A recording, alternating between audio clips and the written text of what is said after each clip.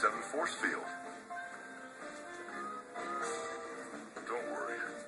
I'll break you out of there. Glad I could help.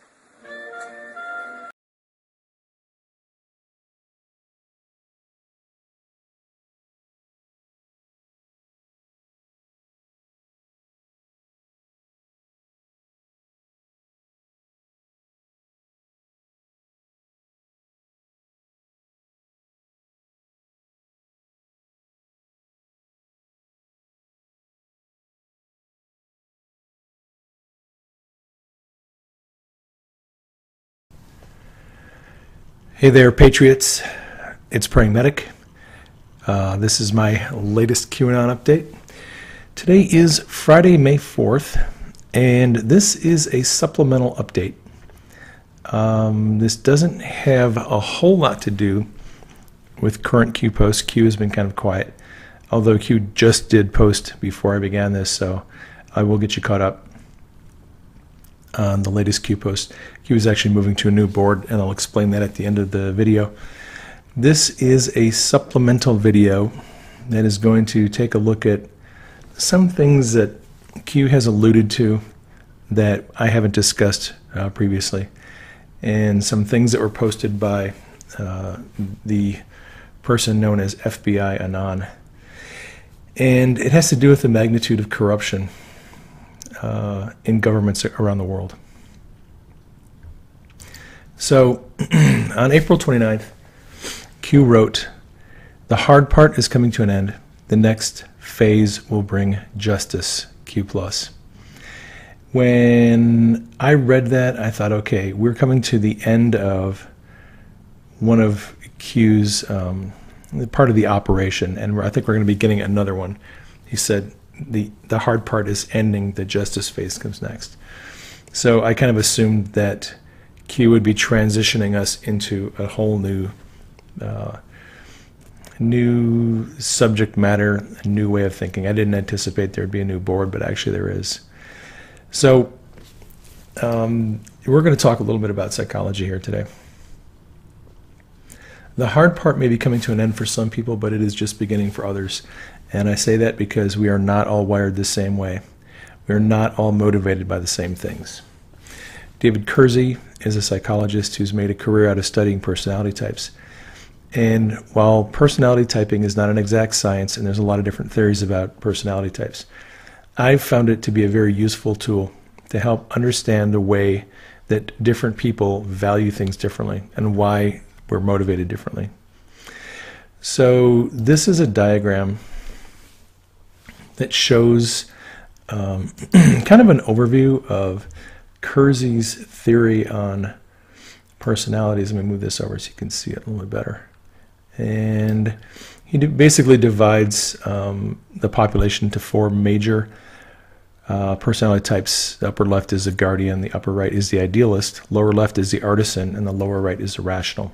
And then within those 4 quadrants, there are introverts and extroverts and different subdivisions.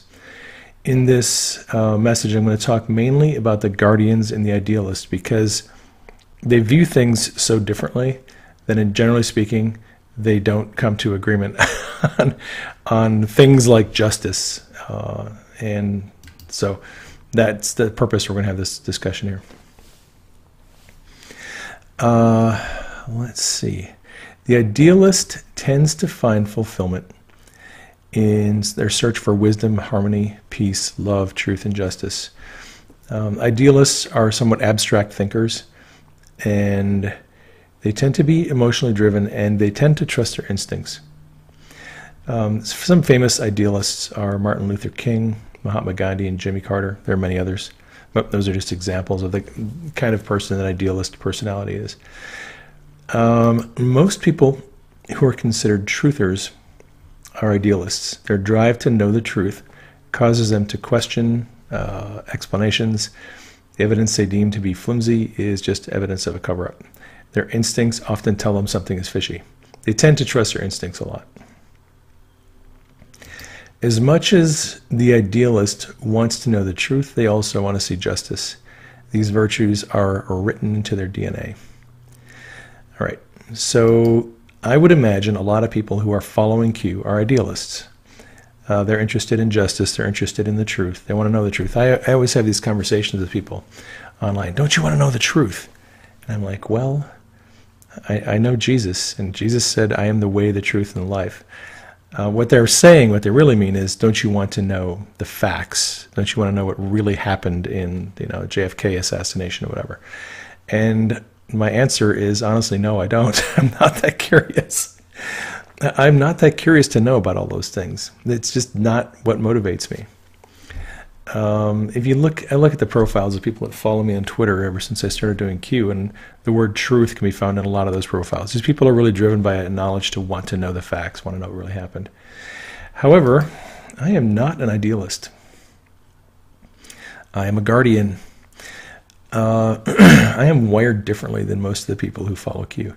And I'm not doing this because I have this insatiable desire to know what really happened or to know the truth.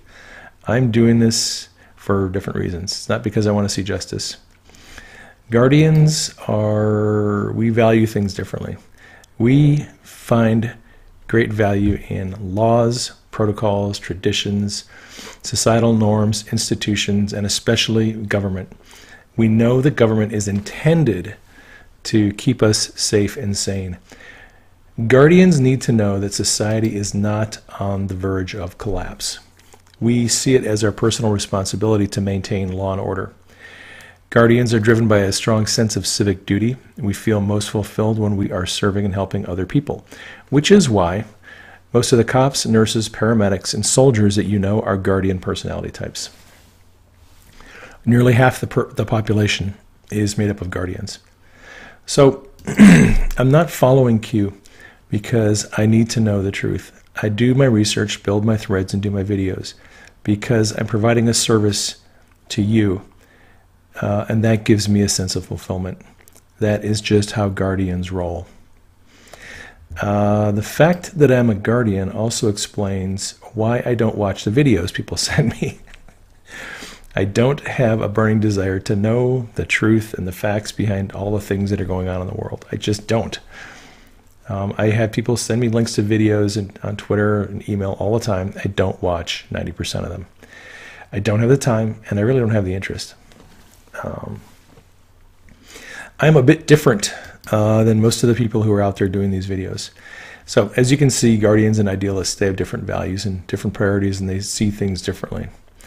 And these differences, I believe, are going to come to a head as we move into the justice phase of the takedown of the criminal element in government.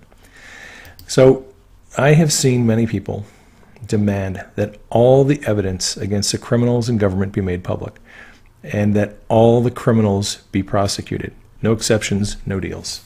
All right. And I get that. That's just how some people, they want to see everything prosecuted, all the evidence. They want to know what's going on behind the scenes. There is, however, a problem with that. And if you are an idealist, you're not going to like the explanation. But I think you need to hear it, and not from me, from people inside government who know exactly how bad the corruption is. So we've been hearing from Q for a long time. We can't imagine the depths of evil that these people are guilty of. And when Q says that, he's not exaggerating. He's not using hyperbole. He's literally telling us we cannot imagine in our wildest imagination how dark and how pervasive corruption is in government around the world. It is much worse than you can imagine. And that should frighten you. It terrifies me because I can imagine a lot of depravity and corruption, and Q says it's worse than that. Well, okay then. Exactly how bad is it? Going to take you back to July 1st of 2016. This was before the election. This is actually days before James Comey announced that they were closing the Clinton email investigation. And this is when an anonymous FBI agent got on 4chan and said, hey, I have knowledge of the Clinton email investigation. If you'd like to ask me questions, I'll give you answers and I won't give too much away. So one of the anons on 4chan asked is Hillary going to be indicted? And the agent said this. Let me see if I can get this in for you so you can read it. Move this over. And there we go. The Anon said, FBI Anon said, there's intense pressure for us not to indict Hillary, and posting from a position of near anonymity and enough plausible deniability to evade prosecution, as we all have been given gag orders. These Anons often will tell you that they have to give disinformation so that if they ever have to take a polygraph test, they can say they were giving disinformation and they'll pass their polygraph. The Anon also said there is enough for evidence for Hillary and the entire government to be brought down. People do not realize how enormous this whole situation actually is. Whether she will or will not be indicted depends on how much info about others are involved gets out, and there are a lot of people involved. All right. At this point, FBI Anon, his take was, if Trump gets elected, Hillary might get indicted. If Hillary wins the election, it's over. So what did he mean when he said there's enough evidence for the entire government to be brought down? He elaborates, killing Hillary, some of the Anons just said, hey, why don't you guys just take out Hillary, just kill her. And the FBI guy said, killing Hillary is not going to make the problem go away. The problem is with the Clinton Foundation, as he mentioned before. He said, imagine it as a massive spider web of connections and money laundering implicating hundreds of high-level people. Although I don't have a high opinion of Hillary, she's just a piece, albeit a big piece, of this caca storm that we got going on. So the FBI Anon elaborated again on some other questions. Let me see if I can get this in here so you can read it. And there we go. So his opinion was the entire government is guilty of treason, which is why Hillary's death would not cease the investigation or prevent further scandals. Many, many people are involved. The entire government is guilty of treason. And then he said there's already enough to indict Hillary. Comey has been trying to stall because he doesn't want to face the Clinton machine, as well as the rest of the D.C. But this case would explode into a million other cases if it was fully brought to light, and then we would be one agency competing against actually prosecuting the entire government and a horde of other interests. It's a very tense and uncomfortable position. Then he goes on to say that Lynch is just trying to save her own hide. So the Anon here, FBI Anon, is trying to tell the Anons on 4chan, this is much worse than anyone knows. Every department, every part of government, all the agencies are all guilty of treason. They're all corrupt. They've all been compromised, and the FBI and DOJ could end up trying to prosecute the entire government. Okay, that is what this guy was saying back then. So the FBI Anon kind of laid out three choices. You turn over all the information to the DOJ, you make public a recommendation, the truth comes out, the entire world realizes how much the U.S. is meddling in foreign affairs, and we go to war. Civilian population realizes how much foreign money has influenced our government, and civil war breaks out. Or B, you cherry pick the data, you prosecute the people that are already in the public eye so that the chips fall on the heads of a select few people and the whole system doesn't crash. Option C is do nothing and wait for everything to come crashing down. So these two tweets here are just Anons who suggested that option B is the only acceptable scenario. You can't crash the government and you can't do nothing. You have to start prosecuting people. And I would agree with that. This one said you can't RICO the whole entire federal government. That is essentially what one of the possibilities was. So the FBI guy replied back. He said to one of the other Anons, he said, if we do it slowly, people are going to complain because they're not working fast enough. And then this one second response is about Hillary and her special access programs that she sold. She wasn't supposed to have them, and she sold them to foreign donors. And then he says we're working on option B. So the FBI at that time was working on prosecuting some people, but not everybody. All right. Link to the FBI thread. There's 2 threads that you can check out if you're interested in that. All right. So Q said this. I'm just going to read a little part of this. Nobody can possibly imagine the pure evil and corruption out there. This is like the last 5 sentences. Those you trust are the most guilty of sin. And who are you taught to trust? If you're religious, pray. 60% must remain private, at least for humanity. These people should be hanging. Q.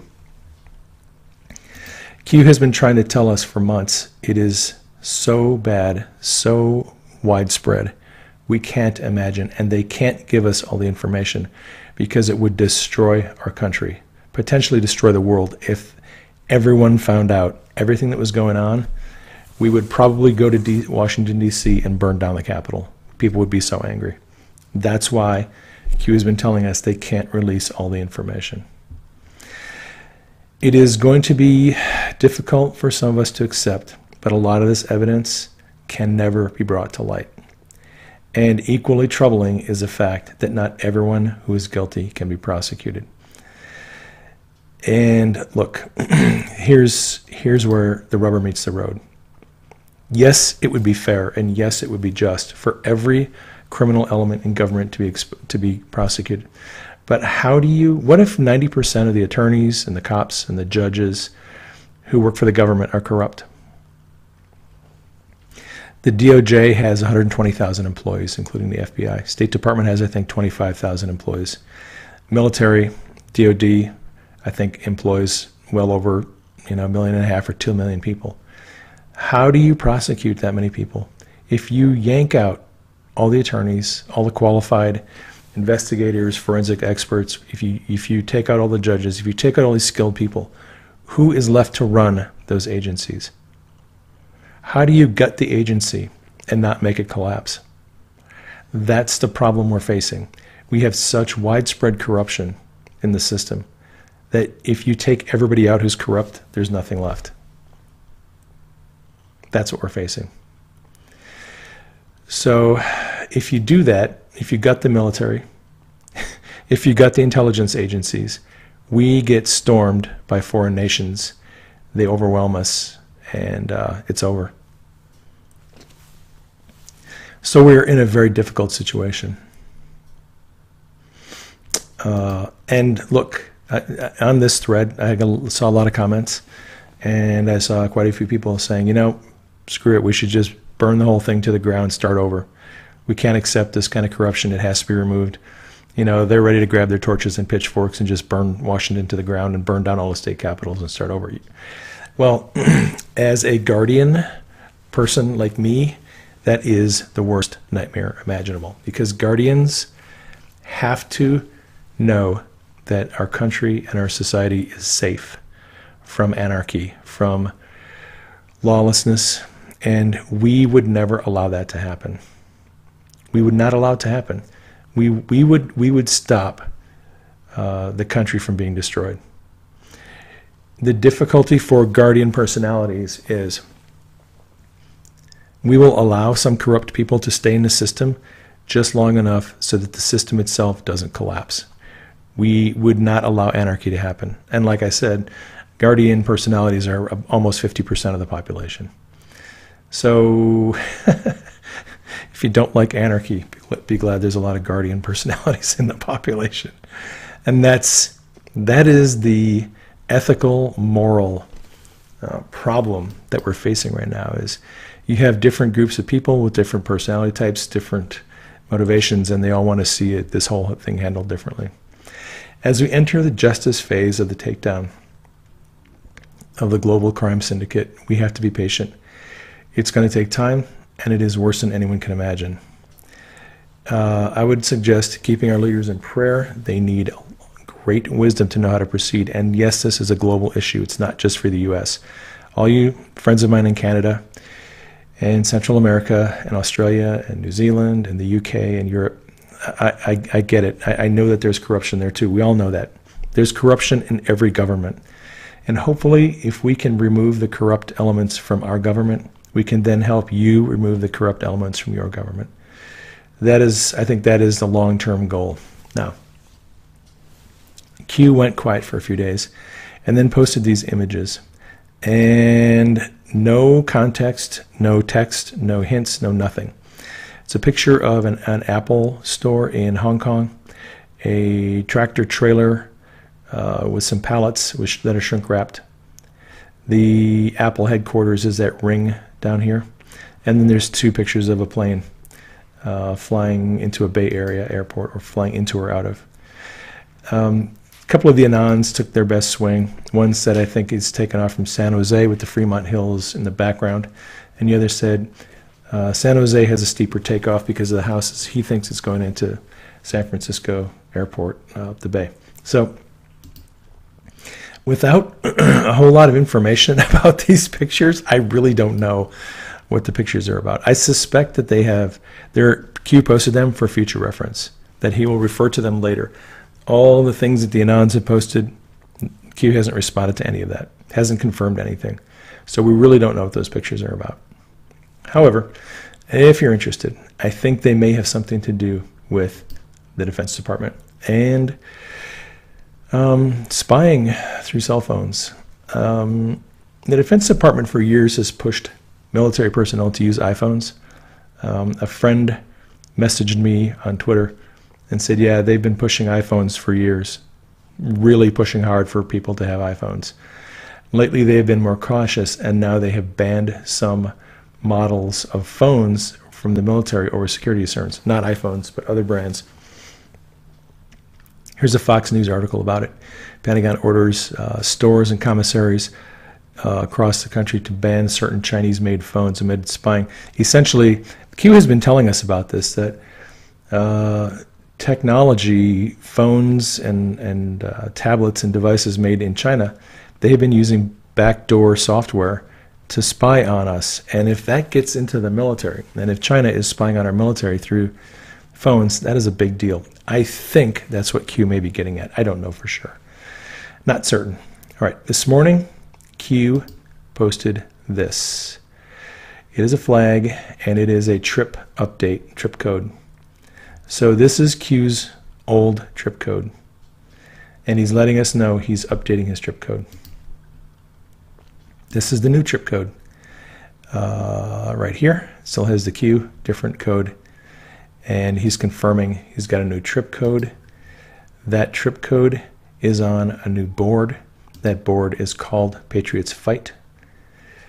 And so the first board that Q used was great. Well, he actually was on 4chan for a while, but the operation was called Great Awakening.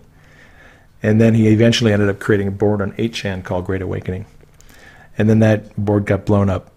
And now Q is posting on 8chan /Patriots Fight. Okay, new board. I believe it is a new phase of the operation. I believe Q has given us a signal that there's a new operation beginning. There's a new board. And so we're going to be talking about some new things from this point forward. What are we going to be talking about? Well, Q posted this. Future comms, pre_stage, ELE_Y. Does that mean election? Pre_stage, SEC_Y. Is that security? Pre_stage, DIR_Y. And then cap_Y in brackets on ready Q. So I think Q may be laying out some agenda items for this next operation, this next phase of the operation. And of course it's in code. As the operation moves forward, Q will give us more information. That is all I have for you today. Love you all. Thanks for sharing this on social media. Thanks for red pilling your friends and family. Thank you for your prayers for me and the president and Q and the team. I am going to sign off. I will catch you on the next broadcast.